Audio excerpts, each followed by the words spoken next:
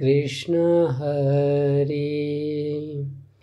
बोला पुंडलिक वरदे हरी विठ्ठल श्री ज्ञानदेव तुकाराम। पंढरीनाथ भगवान की जय। संत सद्गुरु गणेशनाथ महाराज की जय।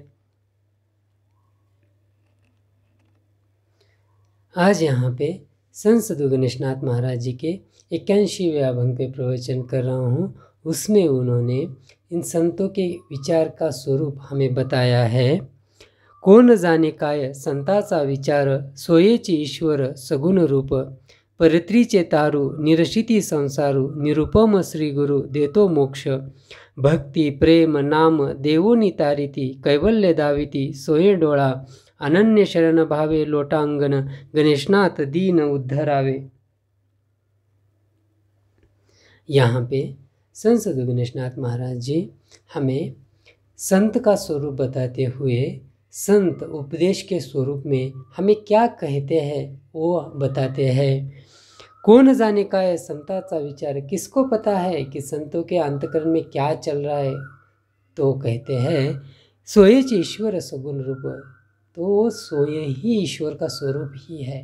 बोले तो क्या, दया क्षमा शांति जिनके अंतकरण में रहती है वो ईश्वर का स्वरूप है। बोले तो हम जान नहीं सकते, अगर वो जानना है तो हमें भी उस अवस्था को प्राप्त होना पड़ेगा, तभी तो वो उस ज्ञान का वैल्यू हमें समझ में आएगा। तो संतों के अंतकरण में एक ही भावना है कि जगत का कल्याण। ये जो आपस में हम झगड़ते हैं, एक दूसरे को मारते हैं, एक दूसरे का दोष करते हैं, मत्सर तिरस्कार खुद का अहमपना, ये जो सब कुछ कर रहे हैं, इन सब से इस मानव की मुक्तता।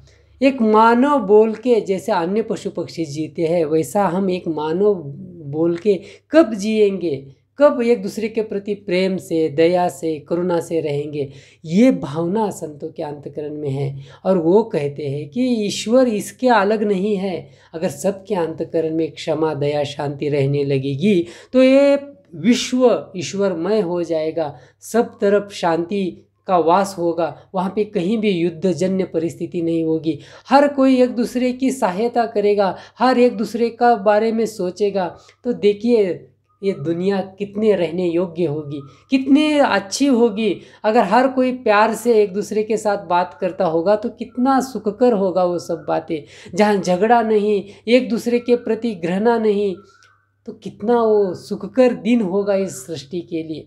तो वही एक भावना इन संत महात्माओं के अंतकरण में रहती है। इसलिए मेरे नानराज माऊली कहते हैं कि ये जो अवघाचे संसार सुखाचा करीने, ये जो पूरा संसार है मैं सुख का करना चाहता हूँ, ये मेरे अंतकरण की भावना है। और इसीलिए ये सब प्रपंच, बोले तो ये जो सब ज्ञान बता रहे हैं, जो परमेश्वर परमात्मा ने जिस कार्य के लिए हमें यहाँ प्रकट किया है, वो सिर्फ ये कि मानव के अंतकरण में भूत दया मानव दया जागृत करना। परत्रीचे तारू निरशिती संसारू, वैसे देखा जाए तो ये संत महात्मा जैसे हम पैदा होते हैं, पैदा होना मस्ट है हमारे लिए। ये 84 लक्ष योनि का जो हम फेरा लेते हैं वो हमारे कर्मानुरूप हम वारंवार घूमते रहते हैं। परंतु जो मुक्त दशा को प्राप्त हो गया, उन साधु महात्माओं को जन्म लेने की जरूरत नहीं है, परंतु परमेश्वर परमात्मा उनको वो खुद अवतार लेने से पहले इन लोगों को भेजते हैं। कहते हैं कि अगर विचार का प्रचार प्रसार होने से अगर मानव बदल जाए, मानव के अंतकरण में दया क्षमा का वास होने लगे, तो फिर मेरे अवतार लेने की क्या ज़रूरत। इसलिए जो संत महात्मा होते हैं ये धरती के भगवान हैं, जिन्होंने जो हमें सच्चे की राह धर्म का मार्ग दिखाते हैं।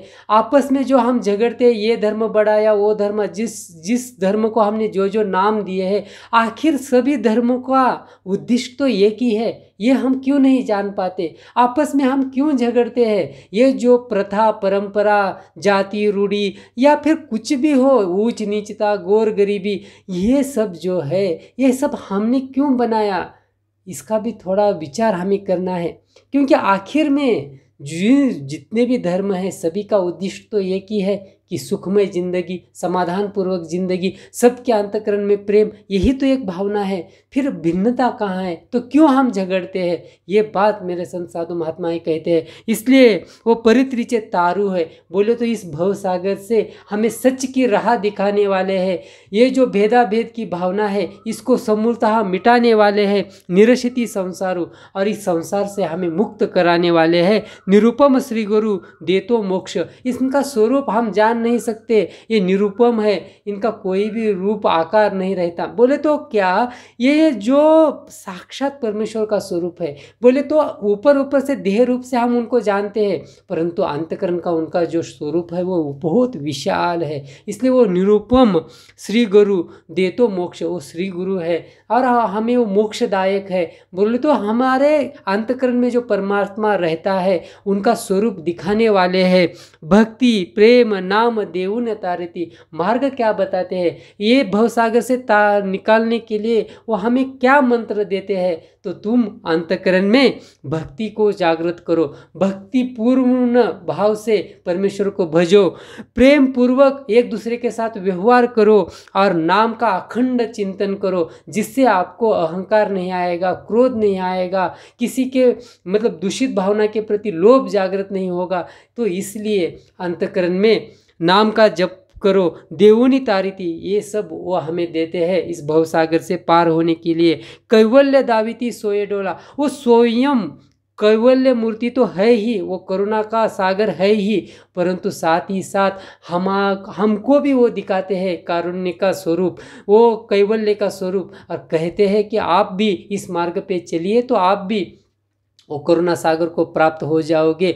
जो परमेश्वर परमात्मा का ये समुद्रमय विश्व है, स्वरूप है, उसमें जो नदी स्वरूप हम बह रहे हैं, माया के जाल में अटक रहे हैं, वो नहीं अटकेंगे। अगर ऐसे बहते बहते हरिनाम का चिंतन करते करते बहते रहेंगे तो एक दिन डेफिनेटली उस करुणा सागर को हम प्राप्त होंगे।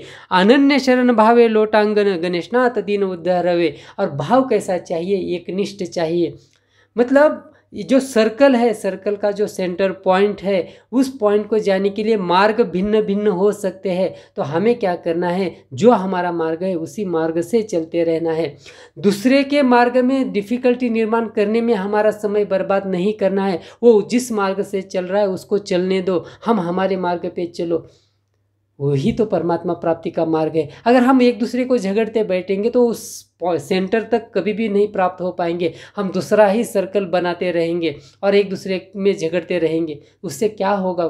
जिंदगी वो 84 लाख योनि में घूमते रहेंगे। इसलिए कहते हैं कि अगर उस परमात्मा स्वरूप को प्राप्त होना है तो अनन्य भाव, एकनिष्ठ भाव हमारे जो भी आराध्य है उसके प्रति रहना है। चाहे फिर वो अल्लाह हो, गॉड हो, गुरु नानक जी ने बताया हुआ भगवान का स्वरूप हो, या मेरे राम प्रभु कृष्ण परमात्मा हो।